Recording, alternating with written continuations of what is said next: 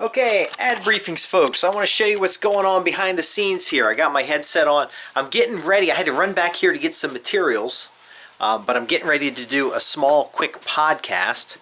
Oh, we don't have night vision on this camera. You'll just have to bear with me. So we're heading down the hallway here to the office. Doo-doo-doo-doo. Okay, we got some lights set up to do this particular podcast. I want to show you a little behind the scenes. What I decided to do this year, after 3 years of neglect, after 3 years of not having everything together when it came to my website, I was actually off getting a college degree at the assistance of my wife, but you know, her encouragement always helps. I want to show you behind the scenes because literally in 3 years I destroyed my website through neglect. My mailing list went from about 9,000 individuals, a good revenue stream. I've got multiple streams of income, so it wasn't really that big of a deal to lose a couple of revenue streams associated with it, but I didn't realize how much I was going to lose by neglecting my site. So what we're going to do right now is I'm doing training materials right here. These training materials are for my staff so that they can get the work done. I'm currently engaged with clients, and the reason it didn't matter so much is I was going to school full time and that the websites were not doing so well is because I do have income, consulting income. I work full time, and I had this stuff going in the background. The school sucked up the rest of my extra time, but now I'm actually documenting all the different things that I did to build this site originally, and then I'm giving it to staff and letting them do that work. You'll notice in the office here that all these manuals are information products and training materials over the years that I built up and collected. I wrote the stuff that's in those manuals. These manuals over here came from training that I purchased. I've earned back every dollar. And now we're going to do proof of presence, and we're going to go ahead and get this business back online. The objective for this business is $1 million gross in 12 months or less. It is currently December 2016, and the camera over here is going to kind of document behind the scenes. So we got that recording here. I'm going to go ahead and get my Camtasia going. And one of the things you want to do when you're starting a recording, for example, is I want to close anything that I'm not using. So I want to close down my behind the scenes stuff, like my Dragon Naturally dictate my dictation software. And we're going to go ahead and get, oh, that crashed. Look at that. See what you got to deal with? Crashed. So trying to get work done, damn thing crashed. I like to send the messages to the folks that are managing the software so that they can get an idea how important it is that their stuff stays up and running. So let's get rolling here. The Camtasia, we got started a new project. We saved it. I'm going to start to record.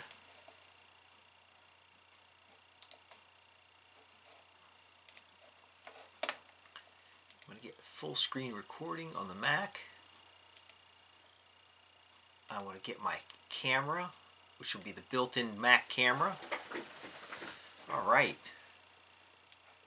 And what we're going to add to this is the system audio. We don't want system audio. We want the headset that I'm using here. So we want the Plantronic. Sound check, 1, 2, 3. Here's something that's really important when you're setting up these videos. I want to show you the behind the scenes bit here, because a lot of folks, they don't even get started. I'm forcing myself to get started again by doing these things live. So what you can see is the Plantronics is going there, and then what I'm going to do is hit record, and I'm going to say, it's got the little start. So we're using Camtasia right now. 3, 2, 1. Hi everybody, we're going to test the microphone right here and make sure that Camtasia is doing what it needs to do. So this is your pre-check. So we're going to stop recording. Camtasia's got a restart feature, so I can do this little segment. I can save. Okay. I'm going to save it, make sure everything saves. then I'll push play. Hi everybody, we're going to test the microphone right here and make sure that Camtasia is doing what it needs to do. You see that? So this is your pre-check. So we're going to stop. Pre-check was clean. Now I'm going to go up to the top, and I can leave that there, but I'll just go up to the top and click record again. Everything's still set up the same way. You don't touch anything. Now we're going to get the show going.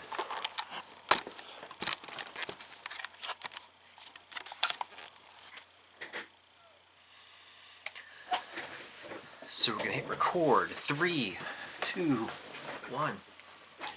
Hi everybody out there at Ad Briefing's Copywriting Tips. This is Justin Hitt, the publisher. What we're going to work on here today is I'm putting together content for my staff essentially, and also for subscribers of Ad Briefings, on some of the behind the scenes elements when it comes to content marketing in particular. So this goes along with program L0427A. What you see on the screen here is a couple elements that are a part of your overall content marketing. So I have right here YouTube, and this is a YouTube video that I published previously. This over here is OneNote, and it includes the metadata. And if you haven't watched the video Simple Workflows, this is the background, the metadata associated with it. And what we're demonstrating right now is how do we reuse this content? Because the biggest problem marketers have, copywriters in particular, is they try to write new content every time. Now, you can be a huge value to your customers by writing new content, but you don't really have to. In fact, you want to write in what's called content clusters. Okay? Now, forget all the bullshit people give you about search engine marketing. The reason they want you to write content for search engines is because search engines need content to do contextual advertising. They also want content to continually give their customers new stuff. But we don't care so much about the search engine's business as much as we care about our own business and our ability to grow. So for my clients, when I create content for them or I create content for my own sites and newsletters, I want content for real live humans. Now, of course, the search engines profess they want it for real live humans too, because they understand what I understand is that only humans can give you money. So what do we got on the screen? So I have my original article, and what we're going to do is we're going to promote it. So I did a video, 16-minute video, and it's only had 4 views since July of 2016. See, I told you I neglected my list. I didn't keep following up with them. So how do I warm my list back up? Well, what we can do is we can do Frank Kern's newscaster method. Now, I'm not going to teach you how to do Frank Kern's newscaster method, but I use that. I basically went back to the basics. I'm using the stuff the internet marketers have taught, but I'm leveraging it to build up a list to go after for outside of internet marketing. Because if you're a copywriter, if you're a marketer of some kind, if you do business development, you are wasting a lot of valuable resources if all you're doing is internet marketing. There's more money to be made out in the real world than you can imagine. But here, basically what we've got here is an email broadcast. Now, I could send this little image. This is a screenshot down here. I could send them when they click here to YouTube, but I don't want to do that, because if I send people to YouTube, the analytics doesn't work as well as if I use a coded link and send them to my own website. So this is actually content for Ad Briefings. So I'm going to go ahead and just get the draft URL in there. And then I'm going to just put a stub, which tells me article, and then I'm going to put a stub that tells me UTM. Okay, now when we're working with multiple people, because I expect you to get a team together, what we're going to do is we're going to have, like a webmaster, for example, go in there and they'll put the article URL and they'll put the little UTM code, and then they'll go over and drop it in Infusionsoft. I think I got Infusionsoft over here. Probably need to blur out some of these names, but you can probably see. So here we go. 17,000 contacts were imported into the system. I've had Infusionsoft for a number of years now. I'm only sending about 555 broadcast messages in that time, completely neglected. I have one list that has about 9,000. I think I'm down to about 9,000 contacts in my total list. These folks have been severely neglected. What we got to do is got to warm them up. So now I could warm them up with a bunch of different content, or I could do surveys to determine exactly what they're interested in and then write around what's called content clusters. These content clusters, in this case, this is how we do the back end, because I'm basically teaching my staff with these videos how to do the back end stuff to keep my content going online. But here's the original video. Not a lot of pickup because it was originally intended for my staff. But it does provide you a 4-step system for you to create content that sells. So I can promote the video with the email broadcast, but I don't want to send traffic to YouTube because it's difficult to measure. And really why we create content is because we measure, is to measure.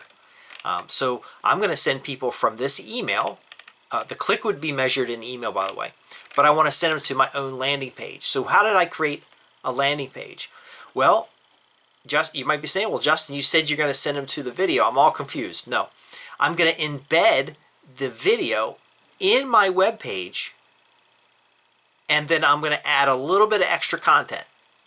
So the original video was about writing stunning content, and it was several hours of training. I excerpt 16 minutes of training out to put online, and we can talk about that at another time, but I like to use excerpts because eventually I'd like to sell these materials. So you can see the little bit of training over here, and it gets into, and then later I cut over to kind of a title screen, and encouraging people, of course, to write in with your questions. If you have questions about any of these materials, we'll be more than happy to work with you and answer questions as part of the newsletter. But I took, well, what's the key thing about this video that's of value? So if I'm sending an email from my email list, dropping them on my blog, they have a little bit of context about what's going on. They can watch the video. But let's say they don't have 16 minutes to watch the video. How do they get value from this landing page? Well, I expand the four secrets. Here we go. It's actually, I called it 4 parts of stunning content. Now, am I worried that the background slide was kind of garbage and the fonts are too small? Nah, I just put this little peel over. See the gray levels. See the peel over. You're gonna write the article. But I take out of that the 4 steps in the beginning, and I expand on it. So I learned this from Jim Strahl. He talked about you're going to write a single article, and then you're going to expand on that article, then you're going to counter that article, then you're going to answer questions related to that article, and you're just going to keep building up this little library of content, and then eventually you're going to take all that content, put it together in a report, edit the report to make it, clean it up, tighten it up a little bit, and then you're now going to have a product. He wasn't specifically talking about in the sense of information marketing, but he was showing you how to promote a product, because you could start with a product instead of an article. And then you could write one article about the product, and then you could write a different article about the same product, and eventually you could set up a number of mail order ads and really build out a newsletter or build out a business. So I expand the 4 points. Well, the first point was write for humans. See over here in the original article, it says write for humans. Well, what does that mean?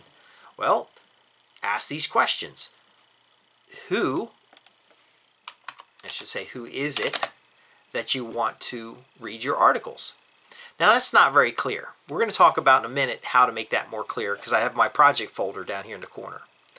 I have the Camtasia recording going in the same project folder, And then over here, I'm going to have a couple articles. This article will go into a Word document to be cleaned up. But basically, how did I address and expand this content? Well, I took the 4 points and I used questions and statements. I talked about in another program the value of questions and statements because a question sets up that gets the customer thinking or the reader thinking, and then the statement kind of solidifies that thinking into a kind of a, I don't know, kind of a takeaway. So readability and ease. How can you be understood by the larger audience of buyers? Are you speaking their language? Too many writers try to impress rather than communicate. The key point there is that too many writers are trying to impress rather than communicate, but the questions kind of give the reader the illusion of knowledge. And let me explain what that means. This is a publicly facing piece of content on a blog. Okay? I want to give really good stuff, but I don't want to teach everything. And plus, readability and ease. I could go on a whole completely new article about readability and ease, but I'm not really sure anybody's interested in it. So unless it's a hot topic for you, having more content, doing 1,500 words or 200 words on each of the 4 points and having a 1,500 word article is probably not advantageous. Plus it takes time for me to write and I got better things to do. So what I did here is the 2 questions and then a statement kind of gives the illusion of education because you can test it. Well, how do I know it's the readability is good? Well, it's about the customer understanding. Am I clear? It gets that questioning going in the prospect's head. That's what the blog is about, because when they have good questions, they'll ask those questions, leads are generated, and they start getting involved in the content. So I get the 4 points out of the way, and then I start the transition. A lot of times my transitions are about handling objections.